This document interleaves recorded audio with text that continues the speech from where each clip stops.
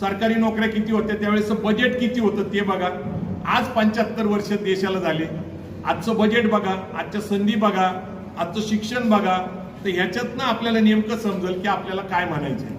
कारण बजेट आता महाराष्ट्र सरकारचं 6 लाख कोटीवर गेले जीएसटी नंतर, केंद्र सरकारचं 22 लाख कोटीचं गेलेले. त्यांनी जर ठरवलं तर 100% आरोग्य आणि शिक्षणाच्या सुविधा केंद्र आणि महाराष्ट्र सरकार मोफत देऊ शकतो, जे जगातल्या बहुतेक देशामध्ये आहेत. कारण त्या सेवामध्ये येत, सेवामध्ये येत. मी ऑस्ट्रेलियाला गेलो, कॅनडाला गेलो, मलेशियाला गेलो, अमेरिकेमध्ये गेलो. So it's affordable.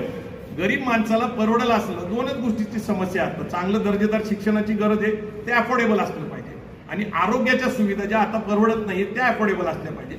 या मूळ समस्या जोपर्यंत महाराष्ट्र आणि देशाचं सरकार आपल्या लोकांना देत नाही, आता या नवीन नवीन योजना तात्पुरत्या आणणं आणि तात्पुरत्या मतासाठी सत्तेत येण्यासाठी प्रयत्न करणं, मला वाटतं हे धोकादायक.